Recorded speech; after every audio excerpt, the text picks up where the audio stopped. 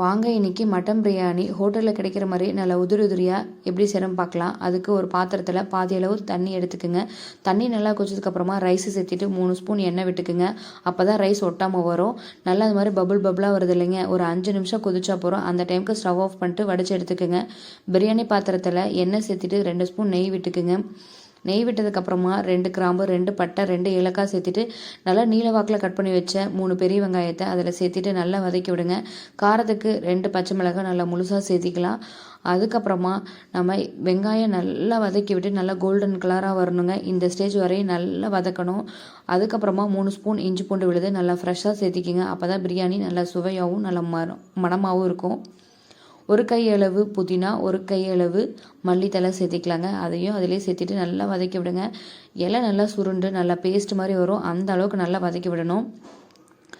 நல்லா வதக்கி விட்டதுக்கப்புறமா காரத்துக்கு 3 ஸ்பூன் வரமிளகாத்தூள் சேர்த்திக்கலாம். வரமிளகாத்தூள் சேர்த்ததுக்கப்புறம் நல்லா வதக்கி விட்டு டார்க் ரெட் கலராக வருங்க அந்த எண்ணெயில். அதுக்கப்புறமா நம்ம 3 தக்காளி நல்லா நீல வாக்கில் கட் பண்ணி வச்சதை அதில் சேர்த்திட்டு தேவையான அளவு உப்பு சேர்த்திக்கலாங்க. 3 ஸ்பூன் தயிர் சேர்த்திக்கலாம். தயிர் சேர்த்ததுக்கப்புறமா அந்த தயிர்லேருந்தும் அந்த தக்காளி ஆனியன்லேருந்தும் நல்லா எண்ணெய் பிரிஞ்சு வருங்க. அந்த டைமுக்கு மட்டன் ஒரு 7-8 விசில் விட்டு எடுத்த மட்டனை சேர்த்திக்கலாங்க. மட்டனை வேக வைக்கும்போது மஞ்சத்தூள், இஞ்சி பூண்டு விழுது, பட்டை, கிராம்பு, ஏலக்காய் சேர்த்து வேக வைக்கணுங்க.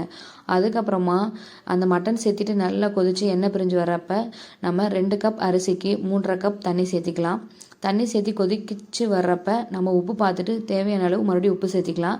நான் இன்னைக்கு பாஸ்மதி ரைஸ் எடுத்திருக்கேங்க. அந்த பாஸ்மதி ரைஸ் எடுத்து வடிச்சு எடுத்தோம் இல்லைங்க, அந்த ரைஸை சேர்த்திட்டு நல்லா அடியிலேருந்து மசால் மேலே வர அளவுக்கு கிளறி விடுங்க. அதுக்கப்புறமா நல்லா தம் போடுங்க. அடுப்பு ரொம்ப சிம்மில் ஒரு 5 நிமிஷம் இருந்தால் போதுங்க. நல்லா உதிரியாக பிரியாணி நமக்கு கிடைக்கும். உங்களுக்கு நல்லா டீட்டெயிலாக வேணால் லாங் வீடியோவில் கொடுத்துருக்கேன், செக் பண்ணி பார்த்துக்குங்க.